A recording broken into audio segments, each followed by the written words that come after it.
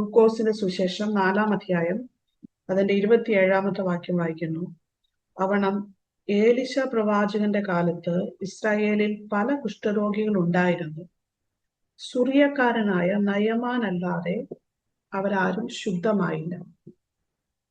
അവണ്ണം ഏലിശ പ്രവാചകന്റെ കാലത്ത് ഇസ്രായേലിൽ പല കുഷ്ഠരോഗികൾ ഉണ്ടായിരുന്നു. സുറിയക്കാരനായ നയമാൻ അല്ലാതെ അവരാരും ശുദ്ധമായില്ല. ഇതിന്റെ സന്ദർഭം എന്ന് പറയുന്ന യേശു കർത്താവ് നസ്രയത്തിലെ സിനഗോഗിൽ വെച്ച് പ്രസംഗിക്കുമ്പോൾ പ്രവാചകന്മാരെ അല്ലെങ്കിൽ പ്രവാചക ശുശ്രൂഷയുള്ളവരെ ആ നാട്ടിൽ അല്ലെങ്കിൽ സ്വന്തം നാട്ടില് അംഗീകരിക്കുന്നില്ല എന്നുള്ളൊരു കാര്യത്തെക്കുറിച്ച് കർത്താവ് പ്രതിപാദിക്കുന്നു. അതിനോടൊപ്പം അല്ലെങ്കിൽ ആ നാട്ടുകാര് പ്രവാചകനായിട്ട് സ്വീകരിക്കുന്നില്ല, താൻ പറയുന്ന ദൂതുകളെ അതുപോലെ എടുക്കുന്നില്ല എന്നൊരു കാര്യം പറയാൻ വേണ്ടിയിട്ട് ഏലിശയുടെ കാലത്ത് നടന്നൊരു ചരിത്ര സംഭവത്തെ ഉദാഹരണമായിട്ട് കർത്താവ് പറയുന്ന ഒരു വേദഭാഗമാണ് നമ്മൾ വായിച്ചത്. Praise hallelujah. എനിക്കത് വായിച്ചപ്പോ ഒത്തിരി ചിന്തിപ്പാൻ ഇടയായിട്ട്. ഹാലേലൂയ, സ്തോത്രം. ഇസ്രായേലില് ഹാലേലൂയ ശക്തനായ ഒരു പ്രവാചകൻ ഉണ്ടായിട്ടും ആ നാട്ടിലെ രാജാവിന് അത് അറിയാണ്ട് പോയി. സ്തോത്രം. അല്ലെങ്കിൽ ആ പ്രവാചകനിലൂടെ പ്രവർത്തിക്കുന്ന വലിയ ദൈവത്തെ കാണുവാൻ, ആ ദൈവത്തിന്റെ ശക്തിയെ അറിയുവാൻ ഇസ്രായേൽ രാജാവ് പരാജയപ്പെട്ടപ്പോൾ, സ്തോത്രം, ഹാലേലൂയ, സുറിയയിൽ കിടന്ന അല്ലെങ്കിൽ സുറിയക്കാരനായ നയമാനു വേണ്ടി അവൻ വിശ്വസിക്കാൻ തയ്യാറായപ്പോൾ, ഇന്ന് കർത്താർദാസൻ ഓർപ്പിച്ചതുപോലെ അവൻ അനുസരിക്കാൻ തുടങ്ങിയപ്പോൾ ദൈവത്തിന്റെ പ്രവൃത്തി അവന് വേണ്ടി വെളിപ്പെട്ടു പോകും. അപ്പൊ ദൈവ മഹത്വം വെളിപ്പെടുന്നത് വിശ്വസിക്കുന്നതോടൊപ്പം അനുസരിക്കുന്നവരുടെ കൂടെയാണ്. സ്തോത്രം. അനുസരിക്കുന്നവരുടെ മധ്യ ദൈവത്തിന്റെ മഹത്വം വെളിപ്പെടുന്നത്. അപ്പോൾ തന്നെ ഹാലേലൂയ പ്രവാചകനായി കൈക്കൊള്ളുകയും പ്രവാചകൻ പറയുന്ന കാര്യങ്ങൾ അതുപോലെ നമ്മൾ അനുസരിക്കുകയും ചെയ്യുമ്പോൾ, സ്തോത്രം, ദൈവത്തിലുള്ള വിശ്വാസവും ദൈവത്തിലുള്ള അനുസരണത്തെയും കൂടി ഇവിടെ കാണിക്കുന്നത്.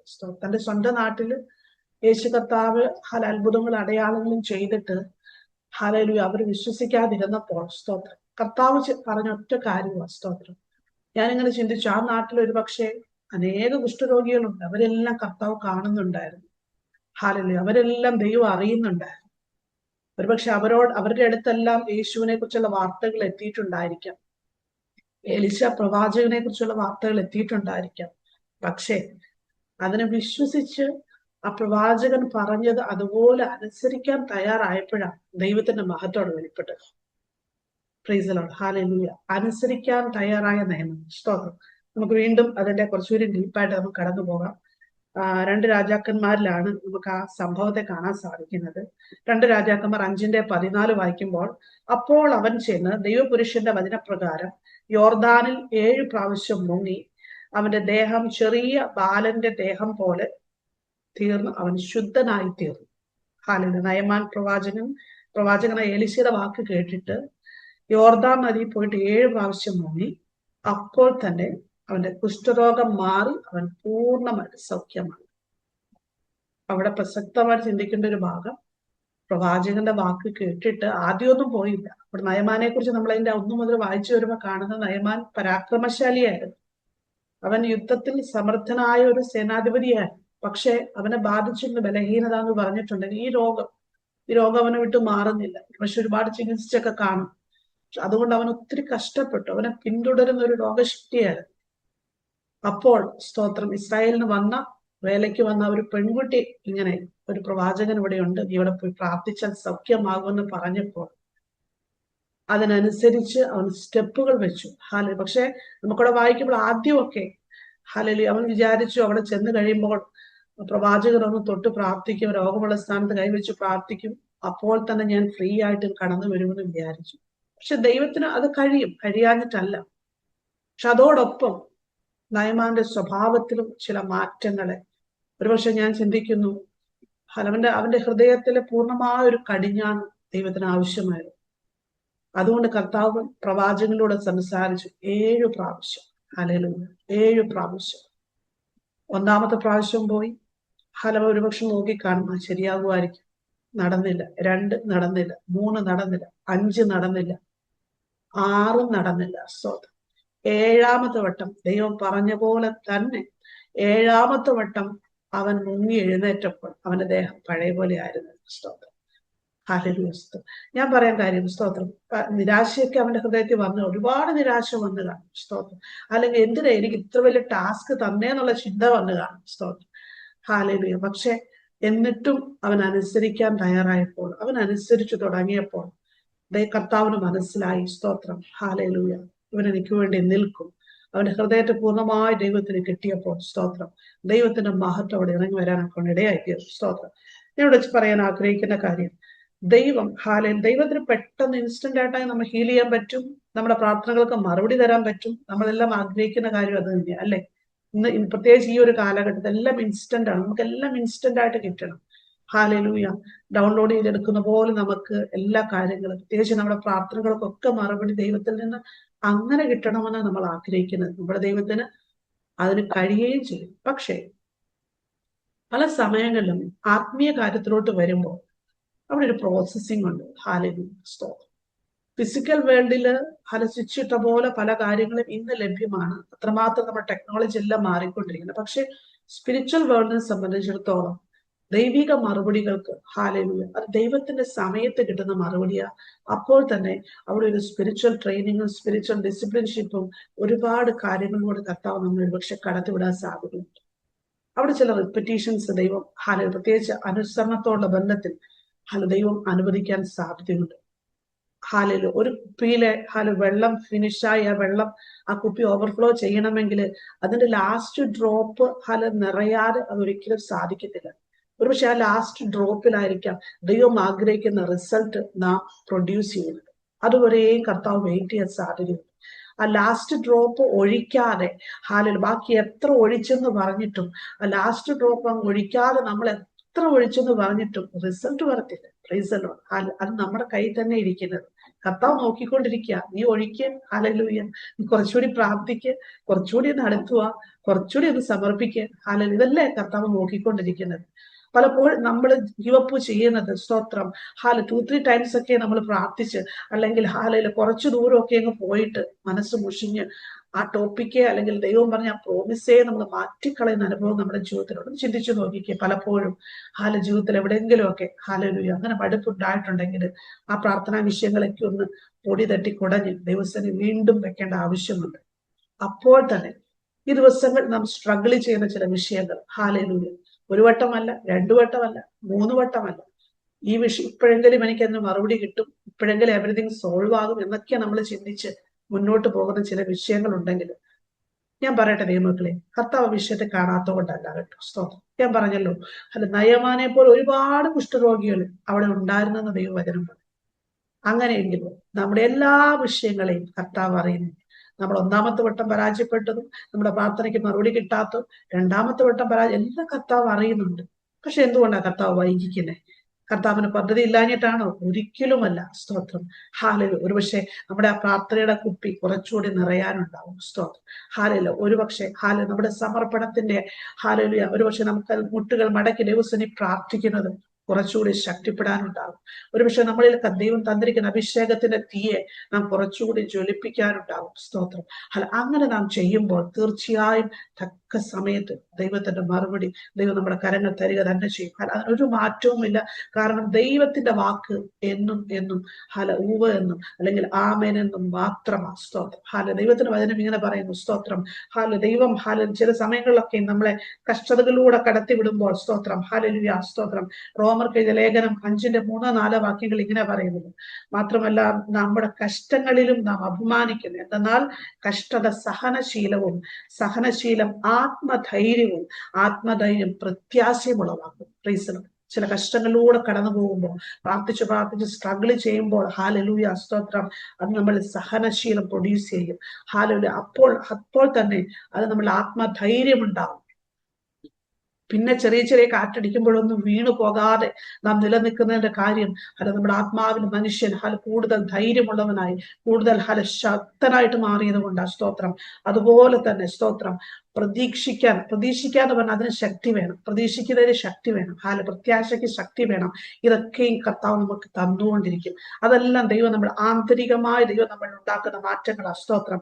എബ്രായർക്കെഴുതിയ ലേഖനം 10:36 ഇങ്ങനെ പറയുന്നത്, ദൈവേഷ്ടം ചെയ്ത് വാഗ്ദത്തം പ്രാപിപ്പാൻ സഹിഷ്ണുത നിങ്ങൾക്ക് ആവശ്യം. വാഗ്ദത്തം ചെയ്യപ്പെട്ട അനുഗ്രഹങ്ങൾ നമ്മുടെ കരങ്ങളിലോട്ട് എത്തണമെങ്കിൽ നാം ചില വില കൊടുക്കേണ്ടി വരും. ചില സഹിഷ്ണുതയുടെ പാതകളെ ദൈവം ആഗ്രഹിക്കുന്ന സമയം വരെ നാം വെയിറ്റ് ചെയ്യുകയും അതിലൂടെ നാം കടന്നു പോവുകയും ചെയ്യേണ്ടി വരും. ഹല്ലേലൂയ. പലപ്പോഴും നമ്മളുടെ ദൈനംദിന ജീവിതത്തിലൊക്കെ പല വിഷയങ്ങൾക്ക് വേണ്ടി പ്രാർത്ഥിച്ചിട്ട് നാം പലപ്പോഴും ഇമോഷണൽ ആയിട്ട് തകർന്നു പോകാറുണ്ട്, നിരാശപ്പെട്ടു പോകാറുണ്ട്, ഇമോഷണലി നമ്മൾ ഫ്ലാറ്റായി പോകാറുണ്ട്.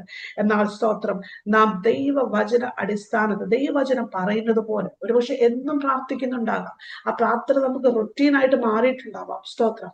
എന്നാലും അത് റൊട്ടീനായിട്ട് മാറുമ്പോഴും സ്തോത്രം, നാളുകളായി അതൊരു ഒരു ഹാബിറ്റായിട്ട് ആ സെയിം വിഷയം മാറുന്നുണ്ടെങ്കിൽ പോലും അത് വിട്ട് കളയാതിരിക്കണം. സ്തോത്രം. അതിനെ മുറുകെ പിടിച്ചു പ്രാർത്ഥിക്കണം. കാരണം ഞാൻ പറഞ്ഞതുപോലെ കുപ്പി നിറയുന്ന ഒരു സമയമുണ്ട്. ഹല്ലേലൂയ.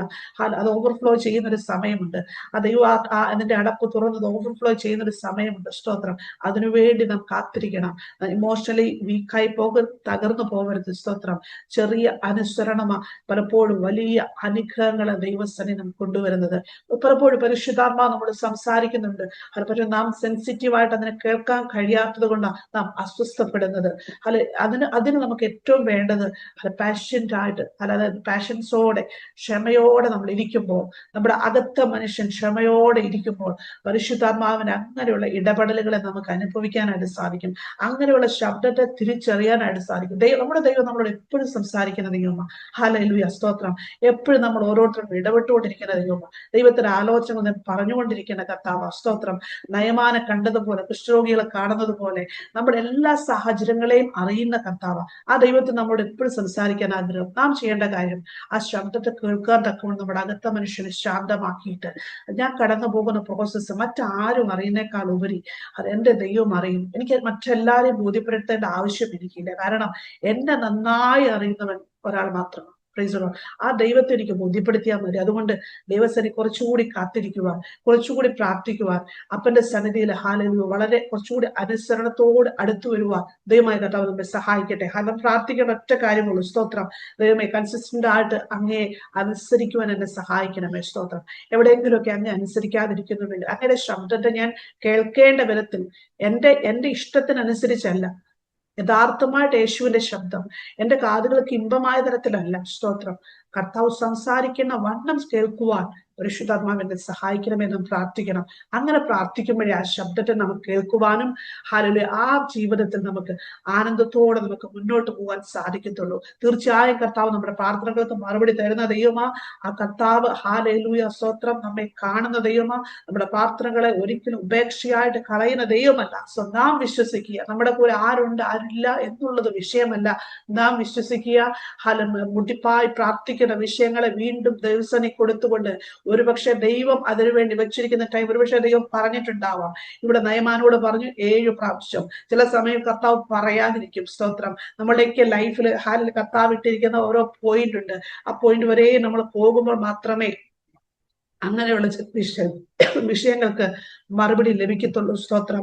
നയമാനോട് പറഞ്ഞതുപോലെ 7 നമ്മൾ കേട്ടിട്ടില്ലായിരിക്കാം, അല്ലെങ്കിൽ അത് കേൾക്കാനായിട്ട് ദൈവത്തിന്റെ അടുത്തിയല്ല. സ്തോത്രം. തീർച്ചയായും ദൈവം പറയും. ദൈവം പറഞ്ഞ പീരീഡ് വരെയും ദൈവത്തിൽ കാത്തിരിക്കുവാനും പ്രാർത്ഥിക്കുവാനും കർത്താവിനെ പൂർണ്ണമായിട്ടും അനുസരിച്ചുകൊണ്ട് ദൈവിക അനുഗ്രഹങ്ങളെ പ്രാപിക്കുവാനും ദൈവമായ കർത്താവ് നമ്മെ സഹായിക്കട്ടെ. നമ്മുടെ ദൈവം ഒരിക്കലും താമസിക്കുന്ന ദൈവമല്ല. സ്തോത്രം. മറിച്ച് സ്തോത്രം നമ്മളെ അതിനുവേണ്ടി പ്രാപ്തരാക്കി ആ അനുഗ്രഹത്തെ ബ്ലെസ്സിങ്ങളെ ഉൾക്കൊള്ളാൻ കഴിയുന്ന ഒരു വെസലാക്കി നമ്മളെ തീർക്കുന്ന ദൈവമാ. സ്തോത്രം. അതിനെ നമ്മുടെ കൈകളിലോട്ട് തരുമ്പോൾ നാം അതിനെ സ്വീകരിക്കാൻ യോഗ്യമായ പാത്രമായിട്ടില്ലെങ്കിൽ ആ തരുന്നത് കൊണ്ട് അത് ഗുണമാകത്തില്ല. അതുകൊണ്ട് സ്തോത്ര ദിവസങ്ങളിൽ എല്ലാം നന്മയ്ക്കായി ചെയ്യുന്ന ദൈവം. ഹല്ലേലൂയ.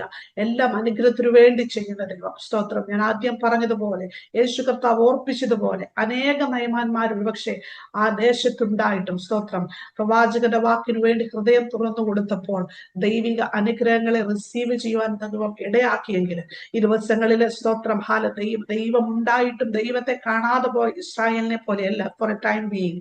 ഈ ദിവസങ്ങളിൽ കർത്താവ് നമ്മുടെ ഉള്ളിലിരിക്കുമ്പോൾ കർത്താവ് തരുന്ന സകല അനുഗ്രഹങ്ങളും ഐശ്വര്യങ്ങളും അതിന്റെ അളവിൽ അനുഭവിച്ചു മുന്നേറുവാൻ ദൈവത്തിന്റെ ആത്മാവ് സഹായിക്കട്ടെ. ഒരു നിമിഷം നമ്മുടെ കണ്ണുകളടയ്ക്കാൻ പ്രാർത്ഥിക്കാം.